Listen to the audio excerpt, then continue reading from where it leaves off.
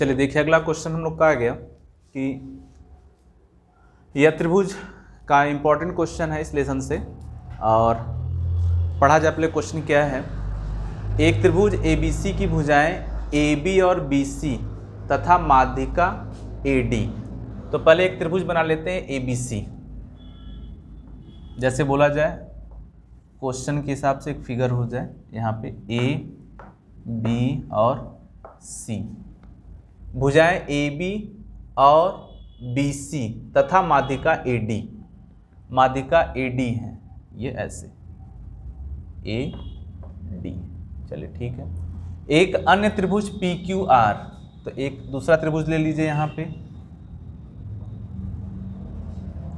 ये PQ और R अन्य त्रिभुज हो गया कि क्रमशः भुजाओं PQ और QR तथा माध्यिका PM है। माध्यिका का नाम क्या हो गया PM, यहाँ पे पड़ गया PM के समानुपाती हैं। तो सिद्ध करें कि ट्रायंगल ABC समरूप सिमिलर जिसको बोलते हैं ट्रायंगल PQR है। हमें दिखाना है कि ABC और PQR क्या है, समरूप हैं। और जो जो चीज़ें दी हैं यहाँ पे दिखेगा AB BC तथा माध्यिका AD जो है दूसरे त्रिभुज की PQ QR तथा माध्यिका PM के समानुपाती हैं। पहले दिया क्या है वो लिख लिया जाए। दिया है त्रिभुज ABC तथा त्रिभुज PQR में इसकी भुजा AB है और इसकी भुजा क्या है PQ अपॉन में PQ। यहाँ की भुजा BC और इसकी भुजा QR। ठीक है। फिर क्या है, इसकी माध्यिका क्या है AD और इसकी माध्यिका क्या है PM। ठीक है।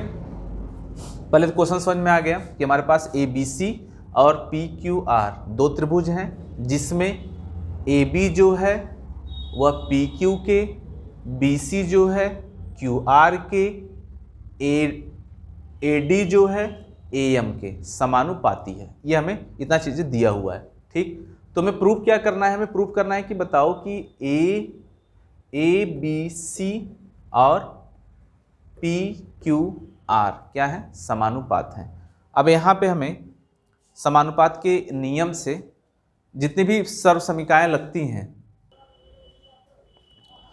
चलिए शुरू करते हैं। पहले हम लोग पहले हम ये कर लें कि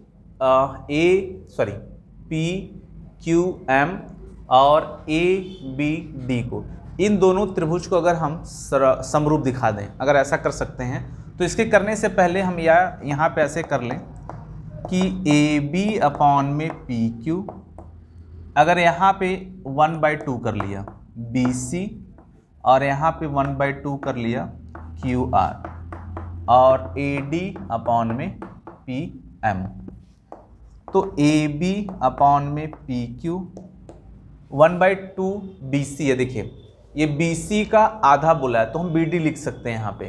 तो यहाँ पे क्या लिख सकते हैं BD। QR का आधा किया तो क्या लिख सकते हैं QM, यहाँ पे QM लिख दिया।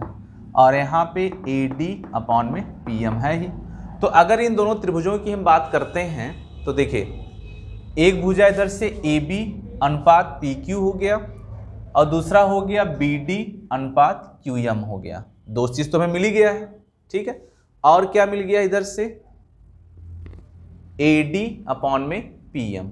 तो यह त्रिभुज जो मान लेते हैं ये त्रिभुज और ये त्रिभुज अब पूरी तरह से क्या हो चुके हैं, समरूप हो चुके हैं। तो अतः अगर लिख दिया जाए, अतः त्रिभुज PQM सिमिलर हो गया त्रिभुज ABD के। अब देखिए सिमिलर करने से क्या फायदा हो गया कि हमें यह एंगल और ये एंगल मिल जाएंगे, सेम है। क्योंकि अगर यह त्रिभुज इस त्रिभुज के समरूप हो गया तो इनके संगत कोण और संगत भुजाओं का अनुपात आपस में क्या होता है, बराबर हो जाता है। तो उस हिसाब से एंगल Q एंगल B या B जो है Q के बराबर होने लगा। ठीक है।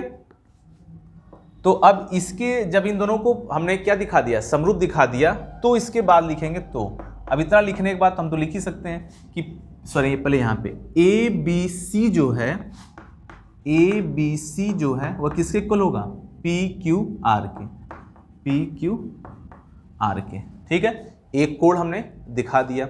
दूसरा, हमें पहले से ही पता है कि ए बी किसके अनुपात में है, ये ए बी जो है पी क्यू के अनुपात में है, ए बी अनुपात में पी क्यू।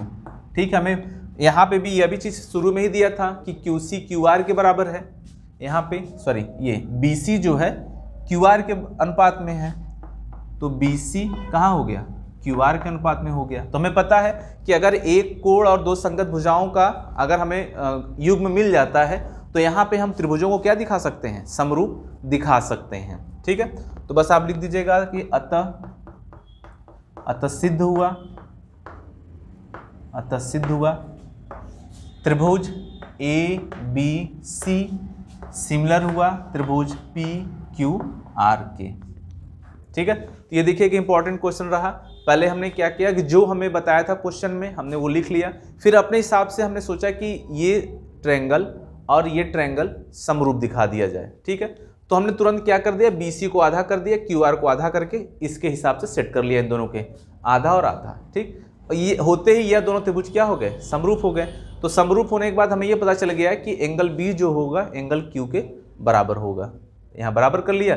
और ये संगत भुजाओं का अनुपात पहले से ही दिया हुआ था बस, और यहाँ पे हमने लिख के प्रदर्शित कर दिया। तो इस प्रकार आपका ये क्वेश्चन सॉल्व हो गया जो कि इम्पॉर्टेंट था। अब हम लोग अगला क्वेश्चन देखते हैं।